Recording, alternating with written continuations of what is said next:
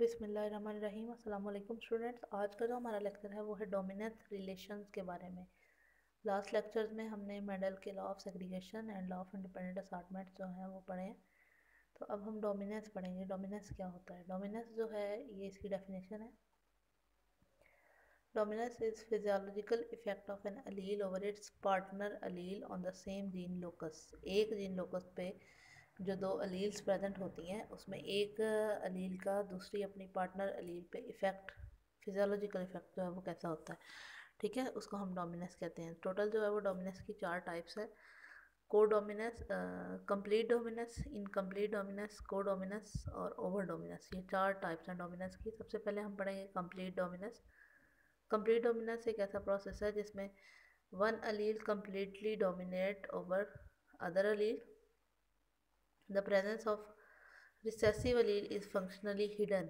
It is known as complete dominance. So the heterozygous RR has the same round phenotype as the homozygous capital R capital R. Heterozygous जो कि capital R small are है, code complete dominance की वजह से उसकी phenotype भी जो है वो सेम है होमोजाइगस आर आर की तरह। तो ये कंप्लीट डोमिनेंस है। मेंडल की जो थी contrasting pair of alleles for all 7 characters chosen bye Mendel shows complete dominance. Mendel के जो थे ट्रेड्स जो मेंडल ने स्टडी किए थे वो सब कंप्लीट डोमिनेंस शो करते थे। अब मेंडल के बाद बहुत सारे एक्सपेरिमेंट्स, ब्रीडिंग एक्सपेरिमेंट्स किए गए मुख्तलिफ पौधों और जानवरों पे, जिन्होंने मुख्तलिफ रेंजेस की फिनोटाइप्स बाद में शो की। तो फिर उसके लिए मज़ीद जो थी वो डोमिनेंस जो हम नेक्स्ट टाइप में पढ़ेंगे। नेक्स्ट जो सेकंड टाइप है डोमिनेंस की वो है इनकम्प्लीट डोमिनेंस। इनकम्प्लीट डोमिनेंस की ये सेकंड वाला जो 2 लाइनें हैं ना स्टूडेंट्स, जहाँ पे इनकम्प्लीट और पार्शियल डोमिनेंस लिखा हुआ है, इसकी डेफिनेशन है, ये आपने बिल्कुल स्टार्ट में कर देनी है और नीचे वाला पैराग्राफ बाद में कर देना। When the phenotype of a heterozygote, heterozygote जो कि F1 जनरेशन में हमें हासिल होता है, ठीक है, जब भी कोई क्रॉस करते हैं पेरेंटल जनरेशन के दरमियान में, तो F1 जनरेशन में जो मिलता है हेट्रोजाइगस, तो उसकी अगर उसी की बात हो रही है, ठीक है, उसमें अगर उसकी फिनोटाइप इंटरमीडिएट हो जाए, दोनों होमोजाइगोट्स जो कि दोनों पेरेंट्स हैं उनकी फिनोटाइप के इंटरमीडिएट हो जाए, उनमें से किसी भी एक, जैसे कंप्लीट डोमिनेंस में तो ये था ना कि जो हेट्रोजाइगस है F1 जनरेशन में जो हमें हेट्रोजाइगोट मिलता है वो एक पेरेंट वाली फिनोटाइप ही शो करता है, ठीक है। जो टॉल वाला राउंड वाला या पेरेंट है उसी की, या टॉल वाला जो पेरेंट था उसी की फिनोटाइप शो करेगा। जीनोटाइप में वो बेशक डिफरेंट है लेकिन फिनोटाइप वो उसी की शो कर रहा है। लेकिन इनकम्प्लीट डोमिनेंट वाले का जो है हेट्रोजाइगोट, ये दोनों पेरेंट्स में से किसी वाली भी फिनोटाइप शो नहीं करता, बल्कि एक अलग फिनोटाइप शो करता है जो कि इंटरमीडिएट होती है दोनों पेरेंट्स के। 1899 Carl Correns was working on a flowering plant name 4 o'clock। Carl Correns scientist था जो कि फ्लावरिंग प्लांट पे वर्क कर रहा था जिसका नाम 4 o'clock है। उसने उसकी फ्लावरिंग प्लांट की true breeding red flower plant को true breeding white flower plant के साथ क्रॉस करवाया। F1 जो हाइब्रिड थे वो सारे के सारे पिंक थे। हालांकि अगर कोडोमिनेंस के हवाले से देखा जाए तो इनमें से या तो F1 वालों को सारों को रेड होना चाहिए था या फिर वाइट होना चाहिए था, इन दोनों में से कोई एक शो करनी चाहिए थी मेंडल के अकॉर्डिंग अगर देखा जाए, लेकिन इन्होंने ऐसा शो नहीं किया, बल्कि 4 o'clock के जो प्लांट्स हैं उनके फ्लावर ने F2 जनरेशन में वो पिंक शो किया अपने आप को। ये नीचे शो हो रही है, टेबल में बना हुआ है। रेड फ्लावर और वाइट फ्लावर का जब आपस में क्रॉस करवाया, वाले प्लांट का आपस में क्रॉस करवाया, तो जो इंटरमीडिएट प्लांट बना उसकी का जो फ्लावर का कलर था वो पिंक कलर का बना, ठीक है। अब फिर क्या हुआ कि कॉरन्स ने F1 वाले फ्लावर को सेल्फ फर्टिलाइज करवाया, तो उसके बाद F2 जनरेशन में जो फिनोटाइप मिली उसकी रेशो ये थी कि 1 रेड फ्लावर मिला, 2 पिंक फ्लावर मिले और 1 वाइट फ्लावर मिला। Red was homozygous for red allele, red उसी ने शो किया जिसके पास दोनों अलील्स रेड वाली थी, और वाइट फ्लावर का कलर उसी प्लांट ने शो किया जिसके पास दोनों अलील्स वाइट फ्लावर वाली थी। जिस प्लांट के पास अलील्स जो थी वो हेट्रोजाइगोट थी, यानी एक रेड वाली थी और एक वाइट वाली थी, उसने बजाय इसके कि वो किसी एक का कलर उनमें से शो करता, उसने उनका इंटरमीडिएट कलर शो किया। तो इसकी डेफिनेशन इनकम्प्लीट डोमिनेंस की ये हुई, when phenotype of the heterozygote is intermediate between the phenotypes of two homozygotes it is called as incomplete dominance. अब चूँकि इसमें कोई भी इनकम्प्लीट डोमिनेंस वाले केस में कोई भी डोमिनेंट या रिसेसिव नहीं है, तो इसलिए इनके लिए कैपिटल और स्मॉल लेटर्स इस्तेमाल नहीं किए गए। यानी अगर ये डोमिनेंट होते तो फिर एक के लिए कैपिटल और एक के लिए स्मॉल वाला लेटर इस्तेमाल किया जाता। जो रिसेसिव होता है उसके लिए स्मॉल वाला और जो डोमिनेंट होता है उसके लिए कैपिटल वाला। लेकिन अब चूँकि दोनों ही जो है वो डोमिनेंट है, दोनों अपने आप को मतलब शो करवा, एक तो इंटरमीडिएट बनता है और दोनों जो है वो कोई एक भी दूसरे के इफ़ेक्ट को मास्क नहीं करता, यानी कोई एक भी दूसरे के इफ़ेक्ट को छुपाने की सलाहियत नहीं रखता, तो इसलिए दोनों जो हैं उनको कैपिटल लेटर से शो किया जाएगा। यानी R1 दोनों अलील्स जो होंगी ये रेड कलर के लिए हैं, R2 दोनों अलील्स जो हैं वो वाइट कलर के लिए हैं। तो जब R1 वाली अलील का क्रॉस R2 वाली अलील के साथ करवाया गया, तो जो जनरेशन मिली F1 में उसमें एक R1 और एक R2 वाली अलील आई, तो जिस ये हेटेरोजाइगोट बनी। हेटेरोजाइगोट ने कोई एक कलर शो करने की बजाय रेड या वाइट में से उसने पिंक कलर शो किया, जो कि दोनों से अलग है। ठीक है। अच्छा, तो इस तरह से पनट स्क्वायर जो है F2 जनरेशन का वो शो करता है कि इसमें किसी किस्म के उसने F2 जनरेशन में 1:2:1 की रेशो शो की। इसमें टेस्ट क्लास की ज़रूरत नहीं पेश आई इस वाले एक्सपेरिमेंट में, ठीक है ना, क्योंकि टेस्ट क्लास तो हेटेरोजाइगोट की फिनोटाइप जो है वो चेक करने के लिए यूज़ होता है कि फिनोटाइप अगर ये है तो उसकी जीनोटाइप क्या होगी। हेटेरोजाइगोट जो बनता है उस टेस्ट क्लास का बेसिकली पर्पज़ जो है कि हेटेरोजाइगोट जो बना है उसकी जीनोटाइप क्या है।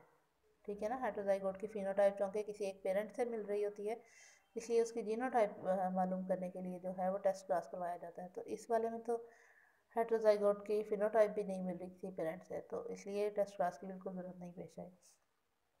फ्लावर कलर जो था उसने ब्लेंडिंग शो नहीं की फिनोटिपिक लेवल पे, और लेकिन इस ये जो था ये वाला रिज़ल्ट ये मेंडल के रिज़ल्ट के कॉन्ट्रेरी था, क्योंकि मेंडल के जितने भी कंट्रास्टिंग पेयर्स थे उन्होंने कंप्लीट डोमिनेंस शो की थी।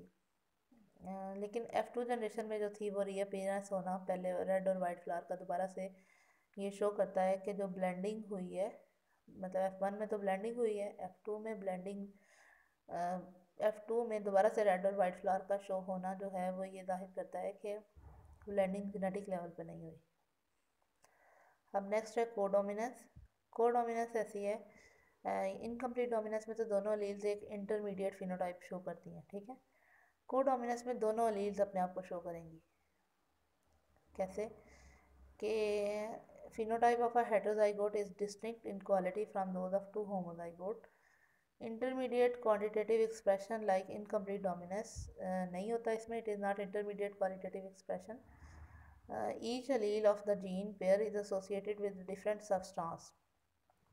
For example, allele A1 वाले का क्रॉस allele A2 वाले के साथ करवाया जाए, और जो A1 वाले जो है वो सब्सटेंस X प्रोड्यूस करेंगे और A2 वाले सब्सटेंस Y प्रोड्यूस करेंगे, तो जो हेटेरोजाइगोट बनेगा उसके पास अलील A1 भी होगी और A2 भी होगी, तो उसके पास दोनों सब्सटेंसेस बनेंगे, सब्सटेंस X भी बनेगा और सब्सटेंस Y भी बनेगा। तो दोनों सब्सटेंस का बनना ये शो करता है कि दोनों अलील्स ने अपने आप को एक्सप्रेस किया, कोई इंटरमीडिएट प्रोडक्ट उन्होंने नहीं शो किया, बल्कि उन्होंने दोनों ने अपने आप को एक्सप्रेस किया। पिछले इनकम्प्लीट डोमिनेंस में क्या होता है कि दोनों अपने आप को शो भी नहीं करती और दोनों एक दूसरे को भी नहीं मास्क कर पाती, तो एक और बन जाती है। इसमें जो है दोनों जो है वो शो कर रही हैं, यानी इस वाले में को डोमिनेंस में दोनों मिल के शो कर रही हैं, दोनों अलील्स अपने आप को शो कर रही हैं, एक्सप्रेस कर रही हैं। तो different alleles of a gene that are both expressed in a heterozygous condition is called codominance. ये नीचे वाली लाइन जो है ये कोडोमिनेंस की डेफिनेशन है, ये आप लोगों ने स्टूडेंट्स ऊपर लिख देनी है, ठीक है।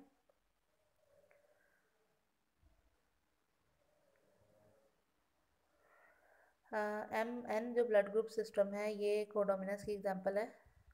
M फिनोटाइप वाला जो है उसको LM जीन प्रोड्यूस कर रही है, जीन LM जो है वो M प्रोड्यूस कर रही है फिनोटाइप, और जीन LN जो है वो N फिनोटाइप प्रोड्यूस कर रही है। तो जिस इंडिविजुअल की जीनोटाइप LM और LN होगी उसकी फिनोटाइप M और N दोनों होगी, ठीक है। ये नीचे जो बना हुआ है फिनोटाइप जीनोटाइप शो की हुई है, नीचे वाला ये जो लिखा हुआ है, ठीक, ये वाला आप लिख सकते हैं MN ब्लड ग्रुप जो है, ये लास्ट वाला जो है ये कोडोमिनेंस है। ठीक है students, if a man of M blood group marries a woman of N blood group, all their children will have MN blood group, यानी दोनों चिल्ड्रन में दोनों जो है वो जीन अपने आप को, दोनों एलील्स अपने आप को शो करेंगे, M वाली भी और N वाली भी।